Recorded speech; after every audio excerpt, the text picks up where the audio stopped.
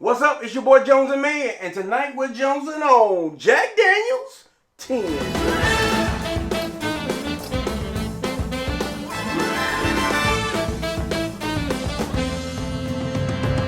This is one of those limited releases from Jack Daniels. This is the 10-year.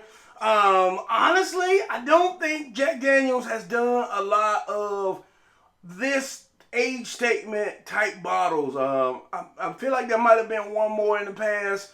But 10 years, that's a long time.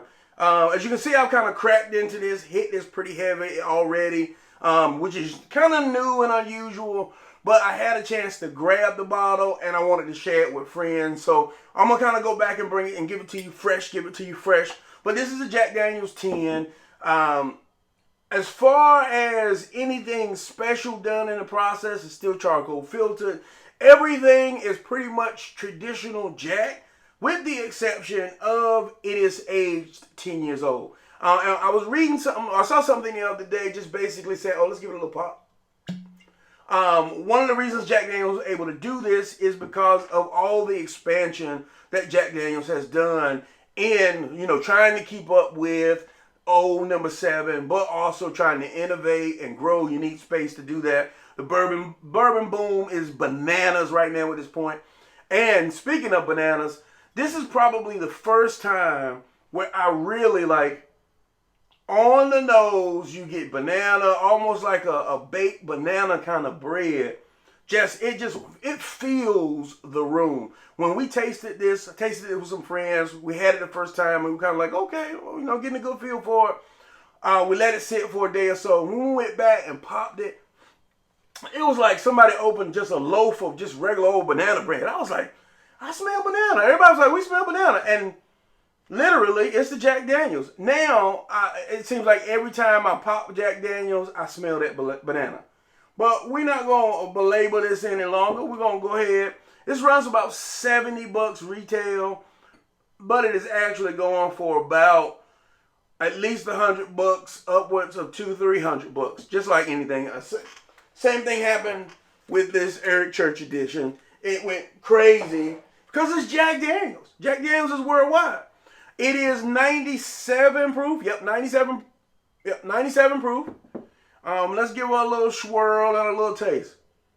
Now on the nose, I still get that banana bread. At first, I thought it was like paint thinner kind of deal, but once I actually let it sit for a while, it is bananas. Bananas has a weird kind of funky kind of scent to it. Maybe a little fruitiness underneath there. I guess to kind of coincide with the banana. But if you get in there kind of deep, I felt a little alcohol, which was surprising at only 97%. But let's give it a little taste.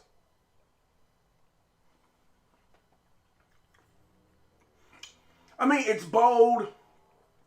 It doesn't have the same level of sweetness that regular number 7 Jack Daniels has.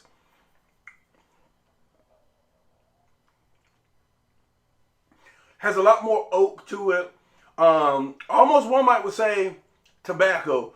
So there is a combination between I just smoked the cigar and I've got tobacco on my lips and a little bit of oak that you get when you have an aged spirit, especially 10 years old at this point.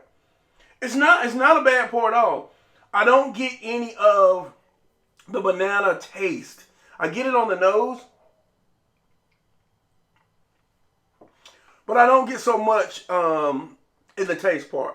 Kind of maybe a little undertone of some, I don't know, like a dry, I always say dried fruit, but like a date or something like that kind of deal. I don't eat a lot of dates, but it is that, it's kind of fruity, but it's not like high cherry fruit. It's like a dark fruit. No other way to describe it. Let's slide around on the rocks. Maybe in this open glass, the banana kind of tames down a little bit. Clink them and drink them, of course. But you still kind of get the same notes. I'm very surprised that at 97 proof, what I taste here is still very valid here. A little bit of heat, which is not much because it doesn't go any. It's pepper, I should bet. It's pepper actually. Lots of oak, tobacco kind of feel, low dried fruit, and that's pretty much it. The real question with this is, or what I feel like people want to know most, is like, is this a big, like, what's the hype around the 10-year? So, if I compare it to the regular Jack Daniels, it's a lot less sweet, a lot more oak, which you would expect spending 10 years in the barrel.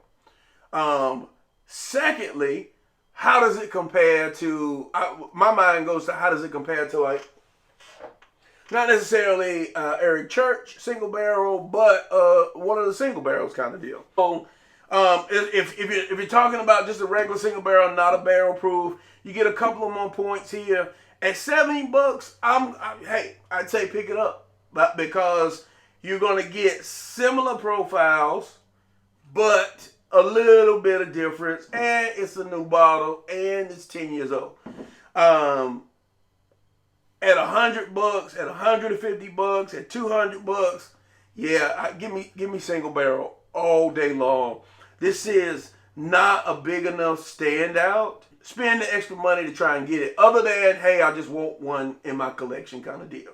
But beyond that, to me, it's an alright drinker. I mean, it's Jack Daniels kind of deal. It's a 10-year-old Jack Daniels, and I'm sorry to say it that way, but I don't really get anything from this that is extra super spectacular. Now, would I buy another bottle? If I saw it for $70, I might buy a bottle that I might could trade for something because somebody was looking for one. But would I buy one because I want the better quality Jack? Nah, I honestly wouldn't. So what would I rate this as? I'd give it a 3.5. And I'd give it a 3.5, maybe 3.75, because I put it on the level of single barrel. It is a standout from the regular number 7 Jack, but is it the second coming of Jack Daniels? Nah, not really.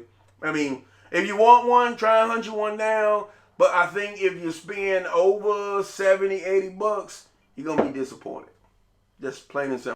Follow me on Facebook, Instagram, and Twitter, and the TikTok. If you're looking for something for yourself, go to cwspirits.com/JonesNmann. Support your boy. Share this. Share. But we'll see you next time. This has been another episode of Jones N Mann. Click 'em and drink 'em.